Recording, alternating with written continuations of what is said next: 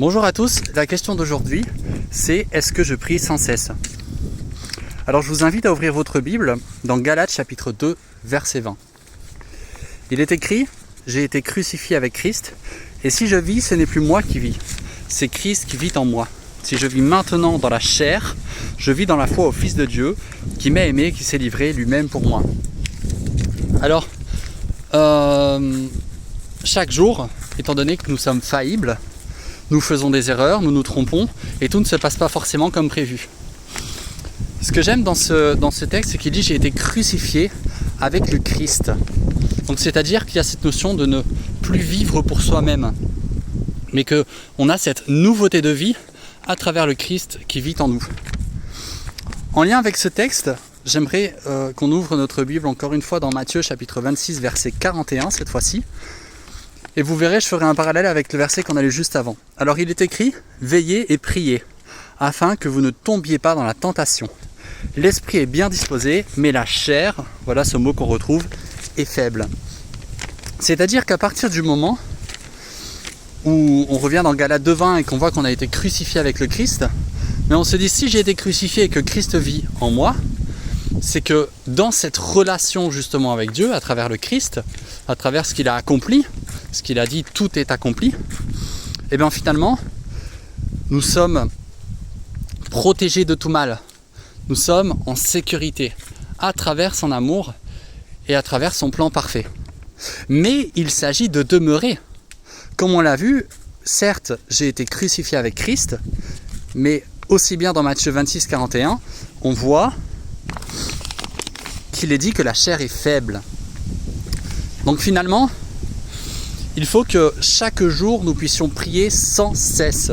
Et c'est le thème de cette question justement, prier sans cesse. Pourquoi ? Parce que même si la Bible ne ment pas, et que nous avions, comme Paul, été crucifiés avec Christ, nous ne sommes pas à l'abri de toutes les tentations.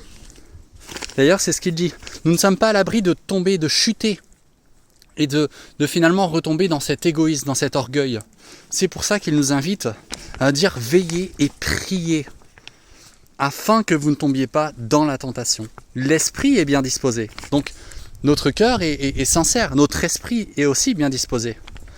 Mais ne nous trompons pas par de faux raisonnements, continuons à tendre vers cette perfection, vers cette relation ininterrompue, mais combattons le bon combat. C'est-à-dire que ce n'est pas acquis, rien n'est acquis, nous avons à combattre, car la chair est faible.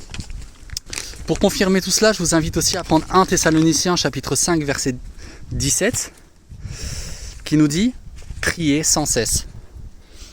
Alors ce texte assez clair qui nous invite finalement à toujours avoir cette relation ininterrompue avec Dieu, de combattre le bon combat et de rester entier, de rester fixé vers le but et surtout de rester accroché à Christ qui est la source de la vie.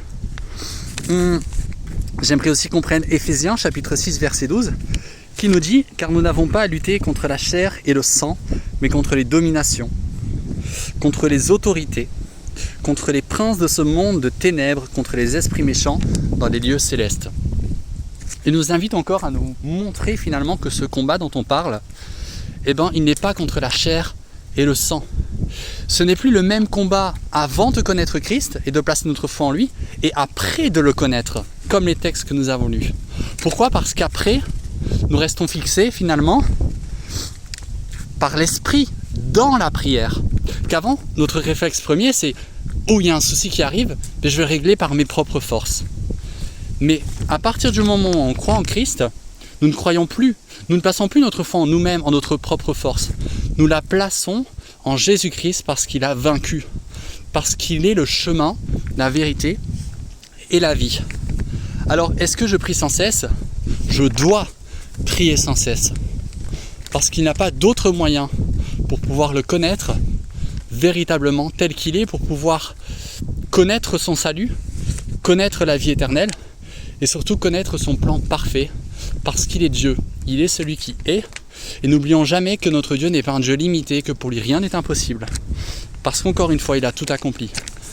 Alors je vous souhaite une excellente semaine et je remercie Dieu d'avoir pu plonger nos regards dans ce thème merveilleux qui est la prière. Au revoir et je vous souhaite encore une excellente journée. Au revoir.